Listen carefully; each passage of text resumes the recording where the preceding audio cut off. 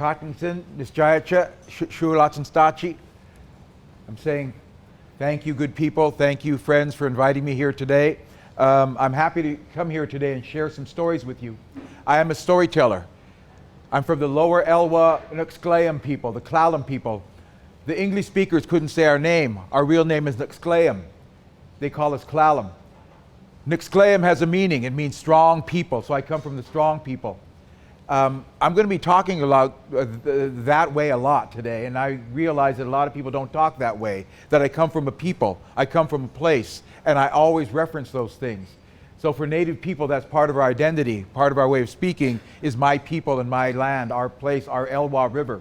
You might know the Elwha River across the water, the Olympic Peninsula near Port Angeles. There were 2 dams that were built illegally along the Elwha River 100 years ago. They were built illegally because they did not have fish ladders. The people who built the dam said, we don't need salmon. We don't eat salmon. That's Indian food. And so what do we need a fish ladder for? And so they essentially wiped out all the salmon runs on that river. Our people suffered because of that. And our people said those dams must come down. They must come down. And so I remember my mother telling me this when I was just a little kid living here in the city of Seattle, that those dams had to come down. She was carrying that message into the city to me and my brothers. After 100 years of struggle, of fight, because our people saw what happened. When the salmons returned to that river, they came to these dams. And our people tell the stories how the salmon would crash their heads against the wall of the dam trying to get through, trying to find a way through to get through the place of their birth. They were coming back.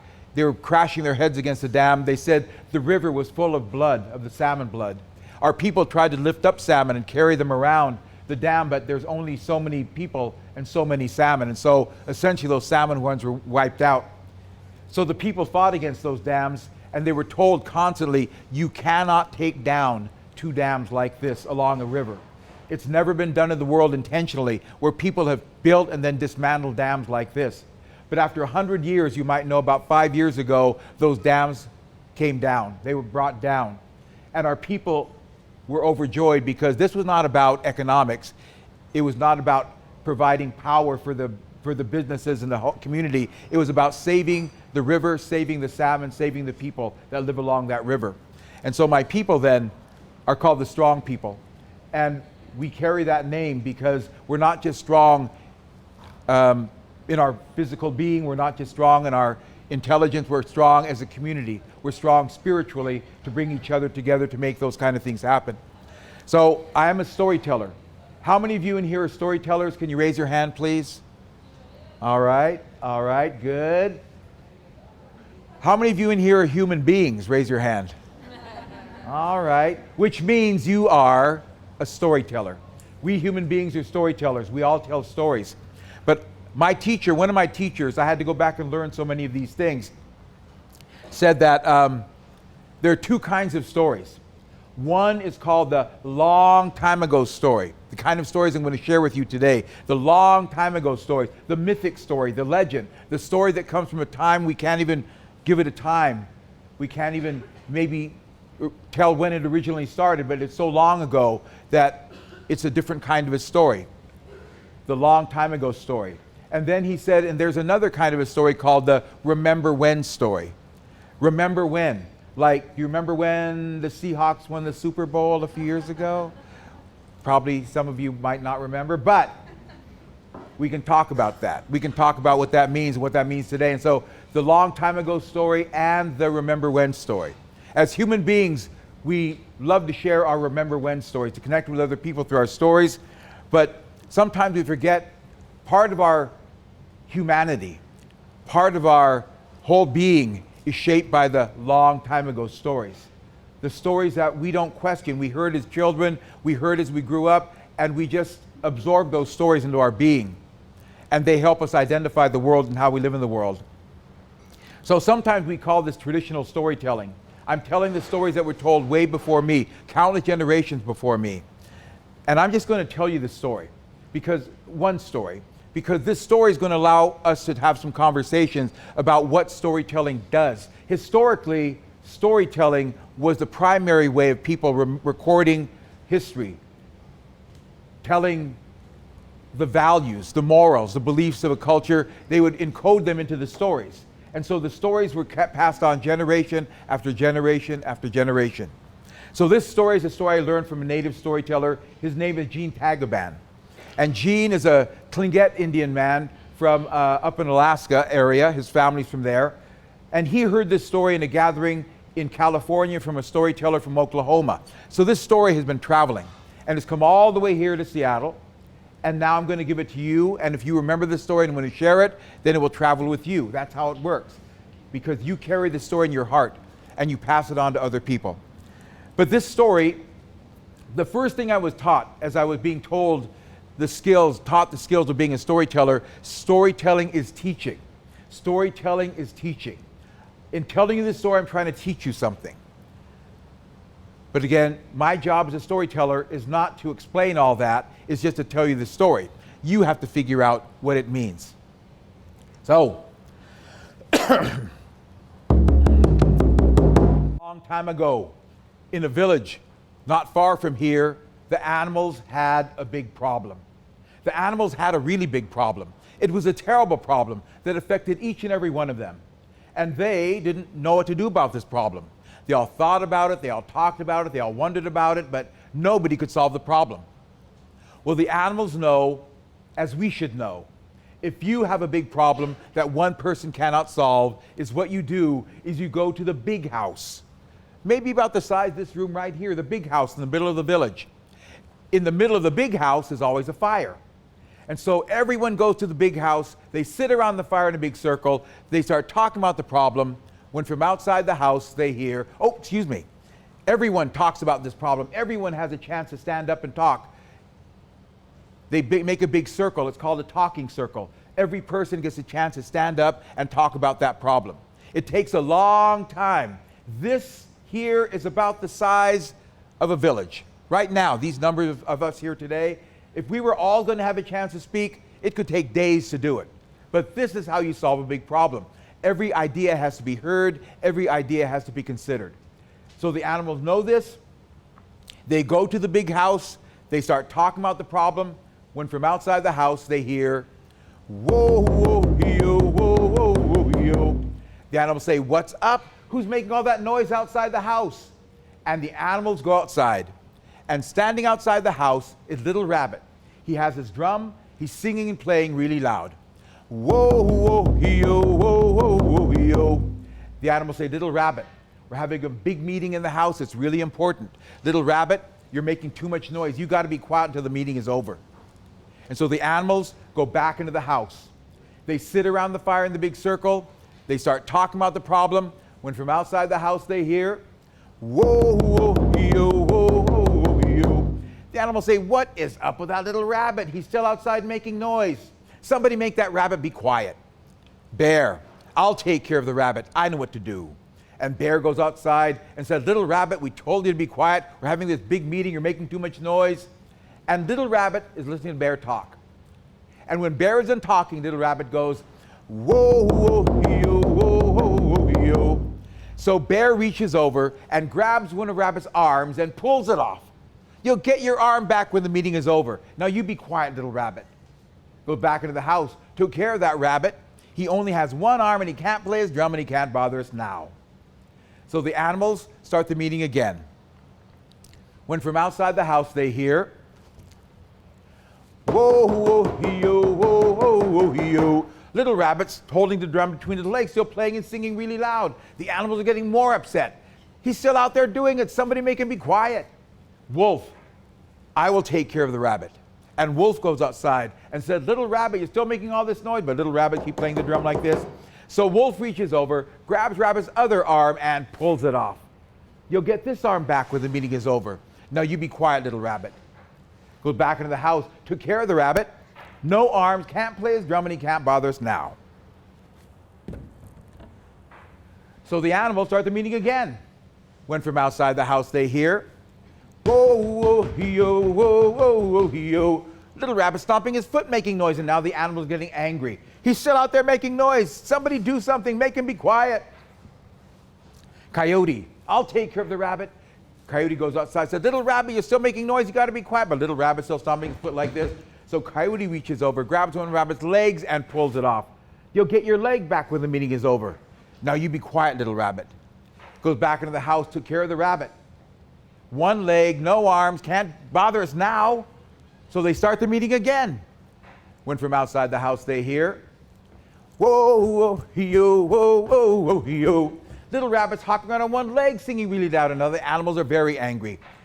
Somebody make that rabbit be quiet. Make him stop. Somebody do something right now. Eagle, I will take care of that rabbit once and for all.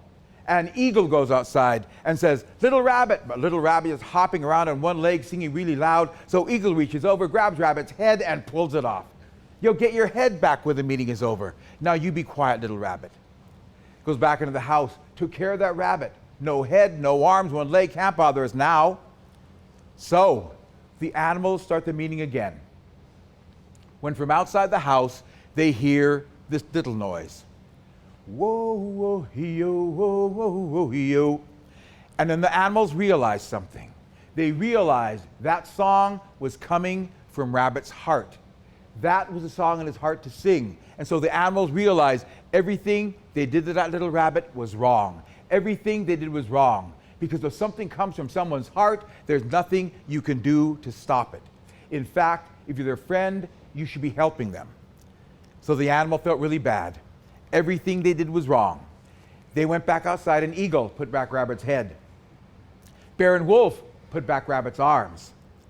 Coyote said, it's almost lunchtime. Can I keep the leg? They said, no, you have to give it back too. So there was little Rabbit, all put back together.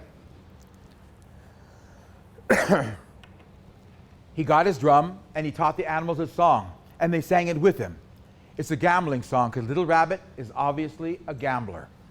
Whoa, whoa, yo, whoa, whoa, yo, hey, yo, yo, wah, hey, yo, hey, yo, yo, wah, hey, yo. And that is all. The story called The Little Rabbit. And I told you that story for a reason. The storyteller has a reason to tell the story, and it's about teaching you something. But my job is done now. Your job is to figure out, what did that story teach you? What is that story about?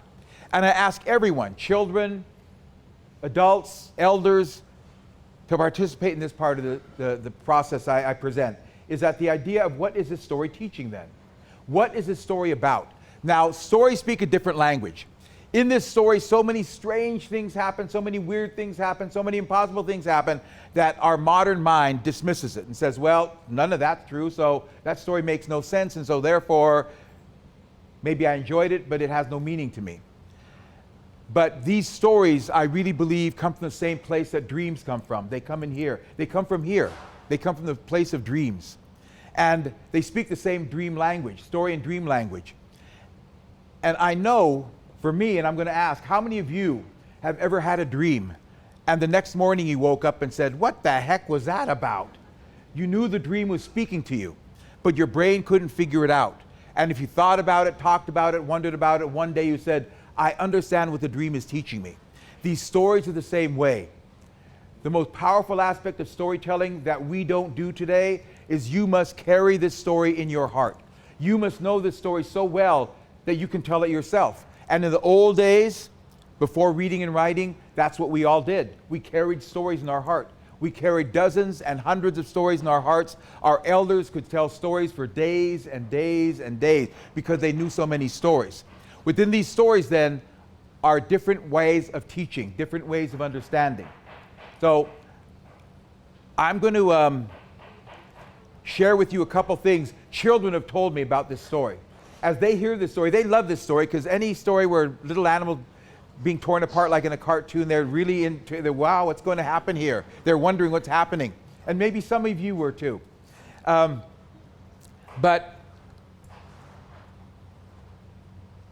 one little kid pointed out that nobody asked the little rabbit why he was doing what he was doing. Nobody asked. They just kept saying, be quiet, little rabbit, be quiet. Conform, be like us. We don't want to hear your voice. And so again, they saw something in that story that, are we treated that same way sometimes? They don't want to hear our voice. Another young boy, he's the one who actually changed my thinking of this story entirely. because I had thought I was using it for a certain reason. But he revealed something that took this story in a whole nother direction for me as a storyteller. He said, the animals went to the big house to solve their problem. Now, I never told you what the big problem was, right? I never said what the big problem was. You had to imagine that yourself. Whatever you thought it was, that was the big problem. And so he said they were trying to solve the problem with their brain. They're trying to solve their problem with their brain. And the house became like a big brain trying to solve this problem. These are his words. I loved it. And he said, but the little rabbit was telling the problem's not with your brain, it's with your heart, which is a whole different problem. And I immediately started thinking about, well, to me, racism is not an intellectual issue, although at one time science was used to validate and verify and uphold racism. But now we recognize, well, science is actually saying those kind of things don't exist. And so we recognize that racism doesn't seem to be, to me, an intellectual issue, although you listen to some of the white supremacists, the people that still espouse racism, they're very intelligent people. So it's not an intellectual issue. I believe we need to be talking about that issue in here. But that's a whole different conversation. That little boy helped me understand that there's a difference between this and this that's very profound. And even he could see that in this story. So these kind of things are in these stories. What is in your heart? That's another thing that children observe. What is a thing in your heart? What is a good thing you want to do for your family, for your friends, for the whole world? And what if someone tells you, oh, no one will listen to you? Or we tried that before, or that will never work. Are you discouraged, or do you push yourself like the little rabbit? Because it's in your heart. But that means you have to determine what is in your heart. Does this make sense to you so far, where we're going with this on this story? Like, it's a different language, but it's a powerful human language, carried by human beings for countless generations. I'm going to say this now, I'll probably say it again. Your ancestors, the people that came generations before you, they used stories in the same way, wherever they were from in the world. And they sent those stories to you to help you navigate how to be a good human being in the world. Essentially, they were sending you philosophy in these stories. But because of the world we live in, often many of us find we're cut off from those stories. We're told to forget those old stories and learn a new story. I believe you need to have both. You need the stories of your ancestors, and you need the stories of the modern world we live in. They will bring you the wisdom that you need. Again, that's me just kind of being a grandpa, kind of pointing at you, telling you these things, but you need to find the stories of your ancestors. So that little rabbit story, I used and I spun it into a whole nother presentation perspective as well. I don't know, most of you don't look like you were probably alive when Dr. Martin Luther King Jr. was doing his work, but most of us don't. Those of you there remember, he was not beloved in America when he was doing that work. He was not beloved by the general population of America. He was vilified, he was threatened, he was chastised, he was cussed at, all these terrible things because he dared to stand up and speak the truth of his heart, the truth of the heart of many people.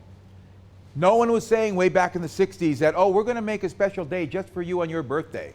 They were not saying those kind of things back then. They were threatening him to the point where he was finally assassinated because he dared to speak these kind of words. I said, when I heard this little rabbit story and put it together, I said, there he is right there. That was a little rabbit who would not be quiet because he was speaking from his heart to the heart of this country. And the country didn't seem ready for it. I'm not sure we're ready for it yet. I look at someone else.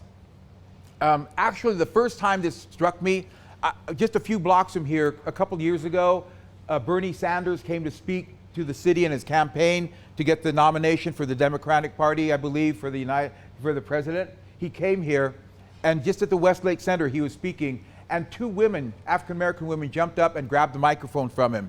And they said, we have something to say. And in his wisdom, or whatever it was, he stepped back and let them speak. And they talked about Black Lives Matter.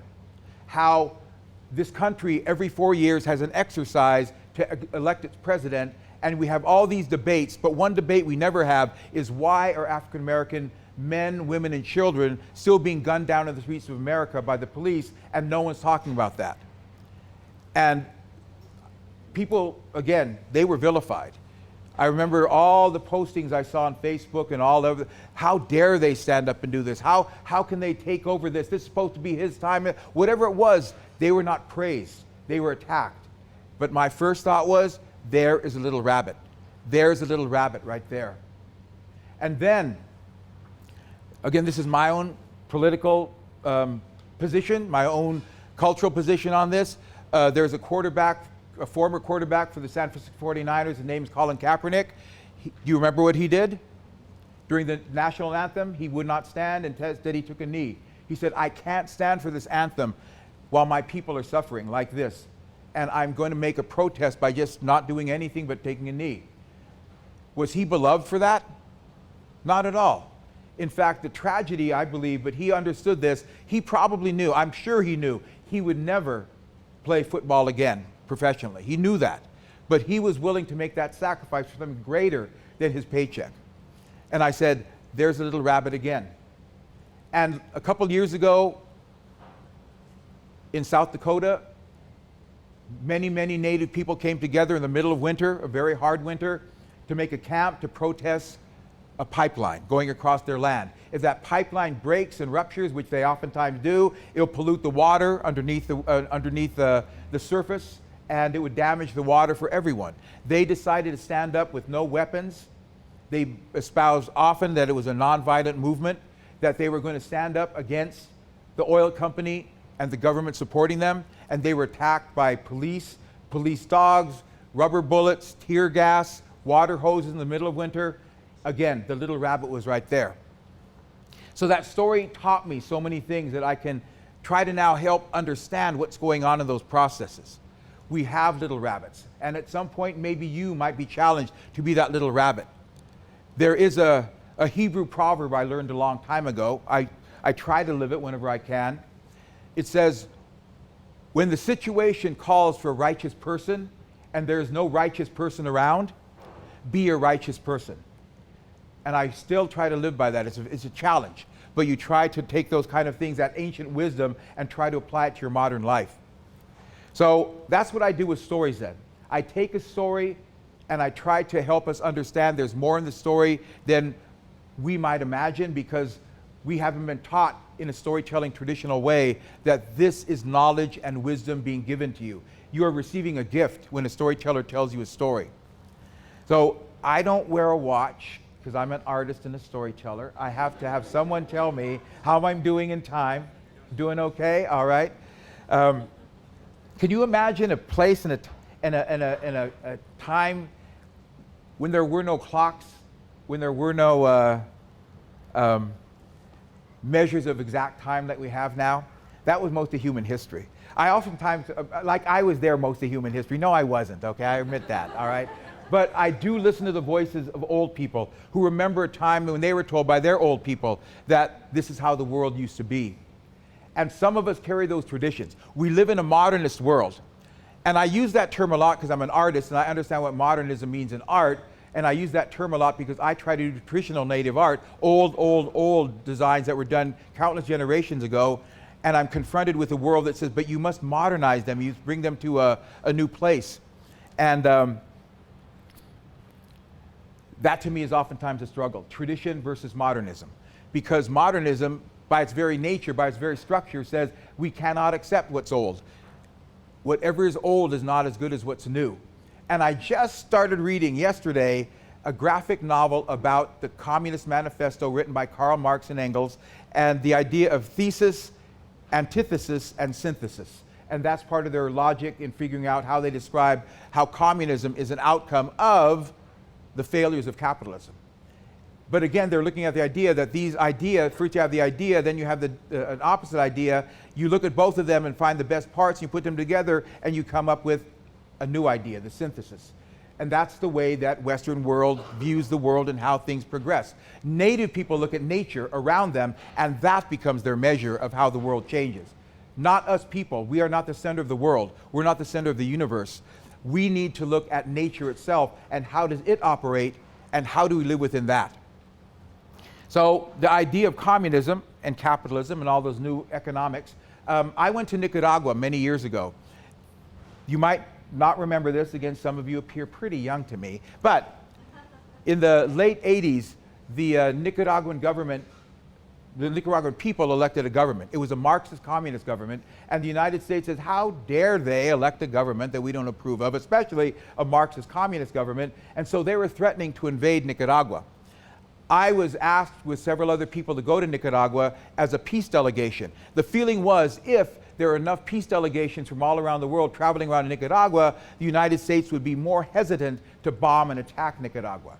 And there were, the Army was sent, the United States Army and the Marines were sent down to the Honduran border of Nicaragua as a threatening kind of a posture. So we were there, and I remember that I thought, well, communism being more communal and more idea of we all share together is probably more palatable to native people as a form of economic justice. But it turns out that indigenous people of Nicaragua, the Mosquito Indians on the coast of Nicaragua, were building blockades. They were firing at the troops and army. They were fighting back. They were saying, no, we don't want this government. They were saying essentially, we don't care if it's capitalism. We don't care if it's communism. Leave us alone. We want to live our own life in our own ways, in the traditions of our people. That was a lightning bolt for me to understand that indigenous people were saying, your modern world has so much that we don't want. But again, the modern view is, but everything we bring to you is good, and everything we bring to you is progress, and everything that we bring to you is for your own good. And so again, without listening to the indigenous voices, sometimes we get in big trouble. So let me tell you another story then. This story, that story I told you is not from this area, but I will tell you a story from the tribes of this region. Our people here are called the Coast Salish Indian people. We are not like the Alaskan tribe to make totem poles and button blankets and math. We're very different in our culture because we live in a different world here. And I'll tell you a story that comes from my people. And because there are children in the story, sometimes we think it's a child's story. It's for story for children because it's got children in it. But again, children are in the story for a reason, for us to connect with that perhaps stage of our life or perhaps the feelings we have within us about sometimes we feel like a child. We're still learning. We're still trying to figure out the meaning of things. So, a long time ago, in a Clallam village, an Ixtlayan village across the water, there lived a little boy. Now this little boy, he couldn't run very fast. He was really slow when he would run, and he was clumsy. He would fall down a lot. And so the children laughed at him. The other children in the village laughed at him, made fun of him. They called him Slow One because he was so slow and clumsy. And he couldn't catch things either. He would drop them and he couldn't throw them where he wanted, and so they laughed at him for that as well. So the other children were always laughing at him and making fun of him. When they called him Slow One, it hurt his heart, but he never told anyone. And because the children made fun of him and laughed at him all the time, he stopped playing with them. He would be alone all the time. He was always by himself now. And one day he was sad and lonely, and he walked out to the woods by himself, and he followed the trails through the woods all by himself for a long time. And right by the trail was a bush, and from under the bush he heard a little voice that was crying. A little voice was crying, and he crawled under the bush, and there was a baby wolf, a wolf cub. It was sitting there shaking and crying, and the boy picked it up and began to pet it and said, "Oh, little wolf, don't be afraid. I'll take care of you. Don't be afraid, little wolf. I am here." And the little wolf was so happy, it started to wag its tail, it started to lick his fingers, and the boy was so happy. He had this little wolf cub, baby wolf, and climbed up into a tree nearby. And from the tree he looked around, and sure enough, something was coming through the woods. Coming through the woods was a wolf. It was the mother wolf coming back to where she left her baby. The mother wolf got to the bush, but her baby was gone. "Where's my little one? Where's my baby?" Her baby saw its mother and cried out. She looked up, and there was her baby up in the tree being held by that little boy. The mother wolf said, "Little boy, give my baby to me. Give my little baby to me." And the boy said, "No, you must give me something first." And the mother wolf thought, she said, "Wait here, little boy." She ran out in the woods and caught a rabbit, brought it back, and dropped it at the base of the tree. "There, I've given you this rabbit. Now give my baby to me." The boy said, "No, you must give me something special." Then the mother wolf thought, she said, Wait here, little boy. And she ran back to the wolf village and said to the wolf people, a boy is holding my baby and won't give it back to me. He's up in a tree. He says he wants something special. What does he want? The other wolf said, you must ask him what he wants. Ask him. And so the mother wolf ran back and said, what do you want, little boy? What is the special thing that you want? The boy said, I want to be able to run like the other children. I want to be able to run fast and not fall down. I want them to stop calling me slow one. I want to be able to play with them. The mother wolf said, come back with me, boy, to our wolf village. Maybe we can help you. And so the boy climbed down the tree, and holding the baby wolf, he followed the mother wolf all the way back to the wolf village. When they got there, the wolf people gathered around him, and they looked at him. Now wolves are more powerful than us pitiful people. They can hear things we can't hear. They can smell things we can't smell. They can see things we can't see. And so with their wolf eyes, as they looked at him, they could see something that we humans could not see. Even the boy could not see this. All around his arms and legs were growing invisible plants and vines. They were wrapped all around his arms and legs. Now the wolves could see this, but humans could not see this. Even the boy couldn't see this. This is why he couldn't run and play with the other children. And so the wolves sang a powerful song, and they took off all the plants and vines from him. They said, little boy, run to that tree over there. And the boy ran, and he couldn't believe how fast he was running. He came back, they said, catch, and they threw things at him, and he could catch them, and he could throw them where he wanted. And so the wolves had helped this boy, and he thanked them. Thank you for helping me, thank you. But I want to go home now. Can you take me back to my village? And the wolf people said, of course we will. And they took him back to his village, and he walked into the village just as the children were playing a racing game. They were playing a racing game to see who the fastest runners were. And maybe you remember from your childhood playing a game like this, where there are two lines of children lined up, and one by one a runner from each team will run. In this case, they're running down to the beach and touching a log. Then they would run back and touch the next runner, and they would run down to the beach and touch the log. And so it's like a relay race to see who the fastest runners were. And so the children were playing this game. And the boy came up, and he got in one of the lines.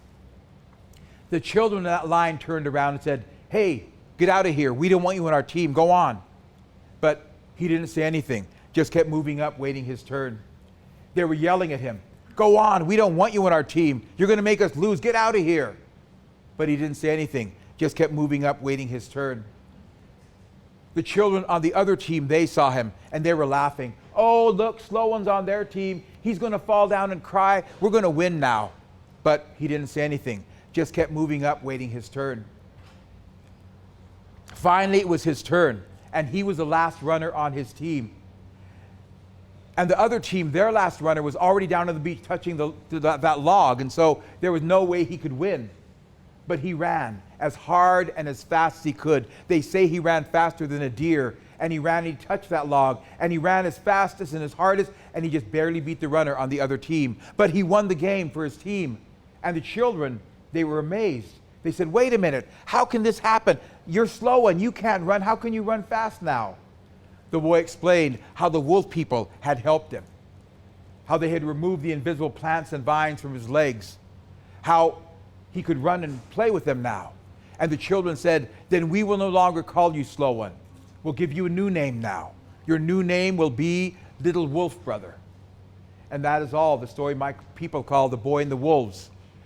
But I tell you that story to teach you something.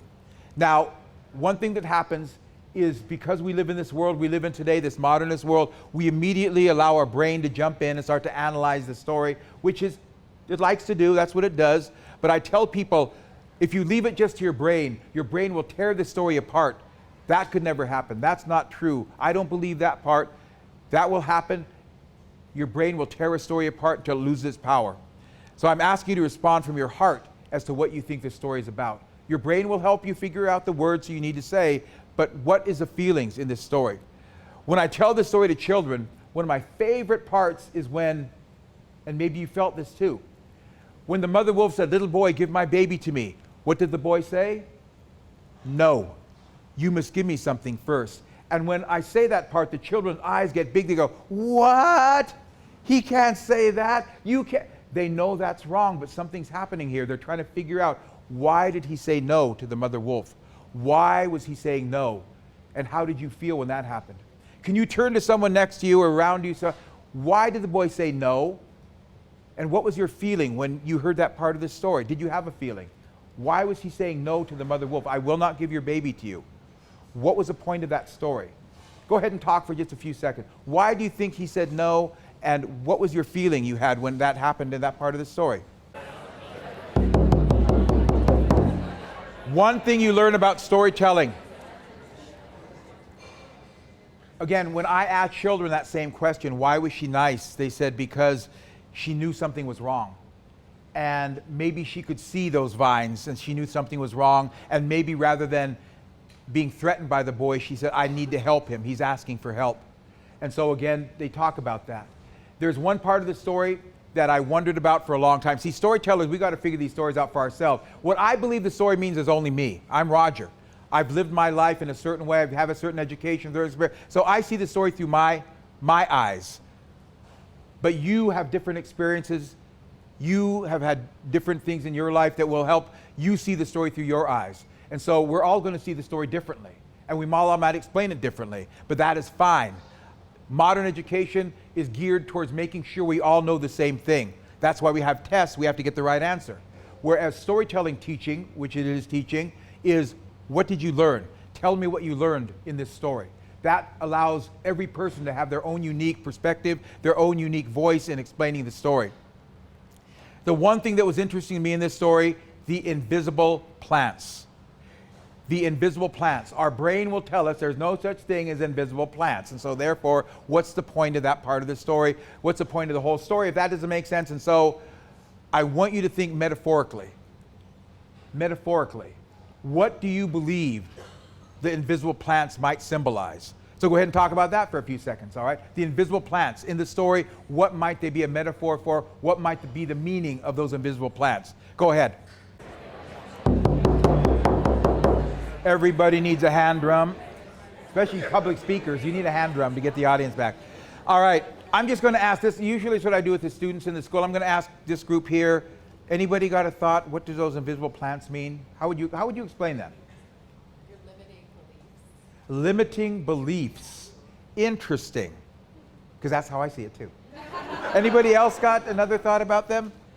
Because that's essentially when I'm working with people that are drug and alcohol addiction, they're struggling with drug and alcohol. Invisible plants means we can't see it. We can't see this thing that holds this person back. And so for me, I don't know how many people, but talking to people in the treatment center, they have profound beliefs. I'm bad. I'm stupid. Nobody likes me. I'm worthless. I'm no good. They have all these feelings I can't see, right? I can't see those feelings. But they act them out in their lives.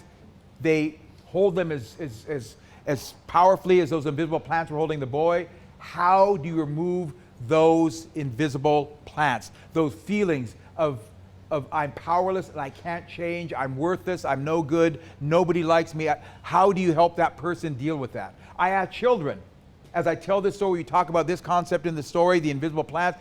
What would happen if you met someone and in talking to them, you heard that language from them? I'm stupid. Nobody likes me. I'm ugly. I'm no good. How would you help that person? How would you be a mother wolf and help that person? And again, those children are the most powerful natural philosophers in the world. They figure out, what would I do to help that person? How I could do that. I would say good things to them. I tell them they were smart. How would they help that person? How would we help a person? How would you help a person if you heard that kind of language that was really impacting that person and holding them like as strongly as those plants were holding that little boy? How do we do that? Can you be a wolf in the life of a person? That's all I'm saying. And I believe we can. But again, the story's not coming out and saying that. It's just telling you this story. When you hold the story in your heart, when you've learned the story, my teacher said you have to hear a story 8 times before you can tell it. 8 times, and then you can tell the story. Once that's achieved, you know the story by heart, right? That means you can tell it, you don't have to think about it, you know it by heart. But I believe when you know it by heart, that means it is in your heart. It is now part of you. And now you see the world through that story that your ancestors sent to you. Because they figured this stuff out a long time ago. How to be a human being, how to be a good human being. They understood philosophy. Right now, I'm reading a couple books, and I've always had this question: why does Western philosophy, the study of philosophy, always start with the Greeks and move to our modern times? It never goes beyond that. It never goes beyond the Greeks. It never looks back at 99% of human history, where our ancestors, being human and having powerful minds and powerful hearts, were philosophical people. They understood how to live in the world. We can learn from them. And as I said before, this is my plea, is go back and find, no matter how difficult it might be, try to find the stories of your ancestors. I know in America, people oftentimes say, well, I'm from so many different cultural backgrounds. So it's really, well, find one of them. If you're part Hungarian, one of the powers of the internet is you can Google Hungarian folktales and they show up. Find one of them. Read them until you find one that touches your heart. And learn that story until you don't need to read it anymore. Carry it in your heart. Carry that story in your heart and tell it to other people. It must be told. Your ancestors send you this story by telling it to each other. They told it, and now somehow that path has been blocked. Just like the dam I mentioned earlier in my story about who my people are, that river was blocked. But you must take that courage, that stance that you can learn from your ancestors, you can learn from their traditional knowledge, and they will help you. They will help you recognize they understood what it means to be a real human being, and in your struggle to learn that, this story can help you. Again, that's my grandpa talk. I'm chastising you, I understand that. My teacher, when I was learning this 30 years ago, she said, when you become a grandpa, you can talk to people like this all the time. Point your finger at them and, you know what your problem is? Well, I'm there now, but I try not to do too much of it, all right? So the idea, I think, of this event is to do this presentation, hopefully have you thinking and getting some conversation going. But any questions? Questions about storytelling? Questions about anything I've said? Questions about whatever? Yeah, way back there, Can you talk to us a little bit about the children in the village and their kind of harassment of the young boy and how that might play out in the story or in... Do you have some thoughts on that? He's asking about the children in the village, the ones who are essentially bullying the boy at the beginning of the story, right? Hurting him, teasing him, making fun of him.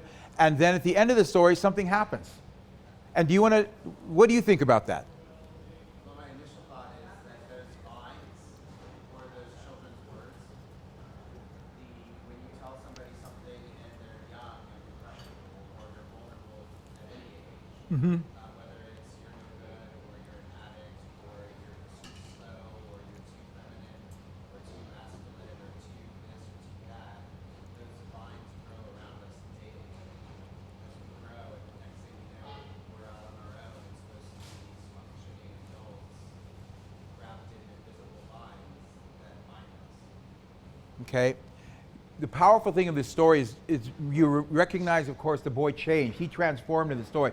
That's what stories are about, change. Something changes in the story. That's what makes a story different than a report. A report just tells you what's in front of you. A story talks about transformation and change. Something changed in the story. The boy changed, but he had to ask for help, and he had to have that mother wolf and the wolves in his life to help him. Oh, that's a whole other thing. One culture tells stories about things where they call it the big bad wolf, and so a culture is raised believing the wolf is bad, whereas my people living in the Olympics where there weren't once many wolf villages, we hope they return. They were eradicated by the invaders, the colonizers. The wolf villages were eradicated just like they were trying to eradicate us. We hope they return at some point to the Olympic Peninsula, but he got help from the wolf people. But by him changing, the community changed. Those children changed as well. And you're asking, how did that happen? And I think that's very interesting because, again, we see a lot of bullying in our schools today. I get a lot of requests. Can you come and tell storytelling about bullying and help the children recognize bullying and talk about it? And so this is one story where that happens. The children beginning of the story are bullying him. At the end of the story, they're not. What happened within the story that allowed that transformation of the community? Not just the boy, but the community to change as well.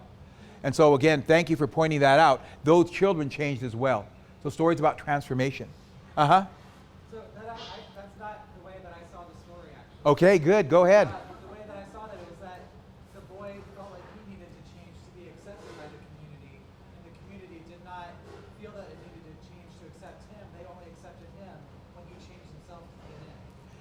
that to me is one of the struggles of being a human, is that what if we are in a community and we don't feel we fit in? Whatever they're like, we're not like that. And so how much do I change to fit into my community? If you live in a true community, they might be asking, how much do we change to help this person fit into our community? And so there's a tension going on, I believe, and that's one of the struggles of being human, is that I don't quite fit into this family, I don't fit into this workplace, but I need this job, or whatever it is. How much do I give of myself to fit in, and how much does that group give up of what their group identity is so that I might fit in? And so again, that's how I how I respond to what you're saying, but I appreciate that you're seeing it differently, that he was trying to change so he could fit in and be accepted. But now, it was interesting. Oh, well, thank you. It starts a path. You start a path of conversation when you open doors like this, so thank you. Yeah. Is there a word or a phrase from your culture that you love? Okay, say that again. Is there a word or a phrase from your background or your culture that you love? There is a word that is,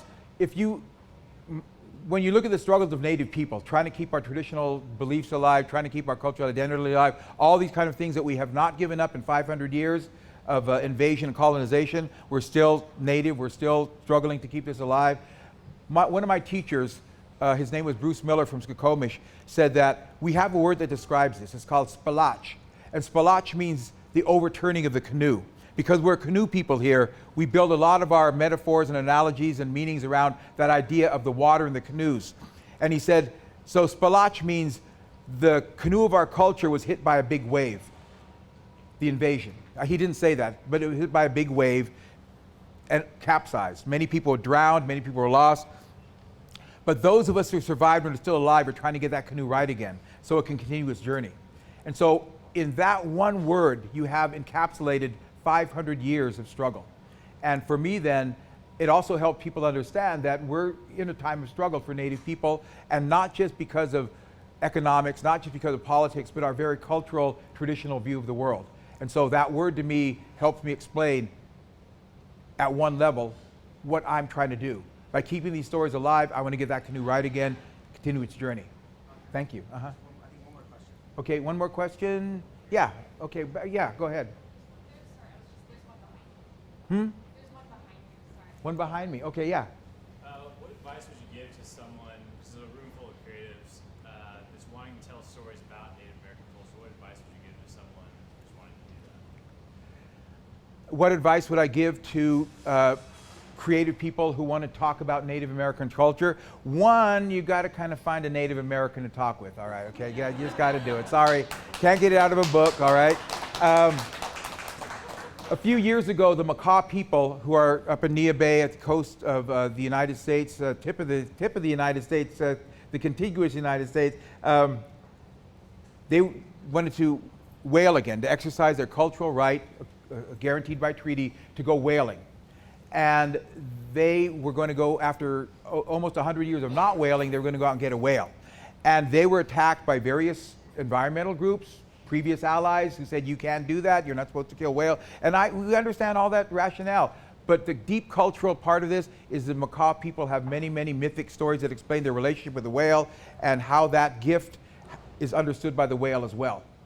And that's what hunting cultures do. They establish a relationship with the animals that they're hunting because they have respect for that animal, because they understand the irony of life is for us to live, something must die. Even a vegetarian's got to admit that, right? So for me then, all the people that were attacking the Makah people, they never talked to one Makah person. They never talked to one Native person about it. They were coming from their cultural place of privilege, of entitlement, perceived superiority to dictate to another culture how they should live in the world. And until you know Native people and talk with them, that will always be the case, that you're becoming from your perspective alone. And if you hear the stories of our culture and we hear the stories of your culture, which we have for all my whole life, I've heard the stories of American culture, but I'm not quite sure is really a story, that we won't be able to speak from our heart to our heart. My teacher said that the most powerful form of story, the most powerful aspect of story, the most powerful presence of story is, he called the sacred breath. when we're with each other like we are now, and as we exchange our breath and exchange the stories, our breath is giving life to the story. The moisture of our breath gives shape to the story. The story now exists right before us because we've shaped it with the moisture of our breath. And so again, these are old wisdoms, which is a whole nother word, wisdom. Where does wisdom play a part in the culture we live in? Where does wisdom play a part in your life? And again, that's something you have to determine. And what use is wisdom as we progressively move and change things faster and faster and faster? What does wisdom mean at that point? So again, for me then, a wonderful question, but how you get to meet Native people, I'm not quite sure. We have a few, here's a better question. I should have asked this earlier. How many of you here are Native or Native, you have Native in your heritage? You know that you have Native blood in you, all right? So we have a few people here that maybe they might be able to give some perspective. A lot of us, like myself, we're in struggle for a long time to find my identity as a Native person because I was raised in the city, and so I had to go back and talk to old people, and they were almost like waiting for me to do that. So again, how you reach out to another culture, that's always a challenge. I understand that. But again, sometimes it takes that courage to take that one step to establish communication that might change your life. You never know, all right? So I want to say this gesture among our people, we do this all the time. This gesture among our people says thank you. It says hello, it says goodbye, it means you're welcome. We call it putting our hands to people. We say this all the time. If you go to our gatherings around here, like the canoe gatherings or any of the tribal gatherings, you see people doing this all the time. Put their hands up.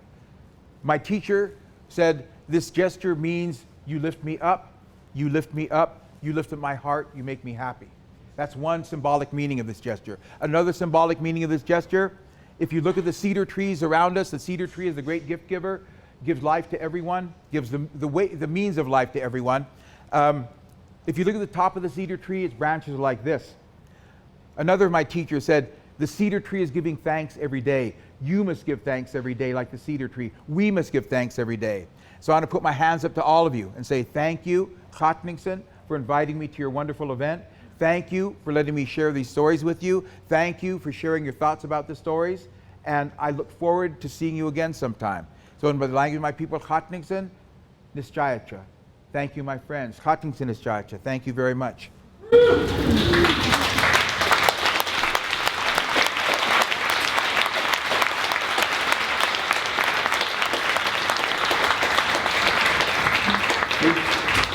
Thank you all for coming. Have a wonderful, safe holiday season.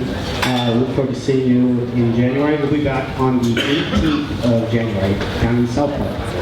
Thanks a lot.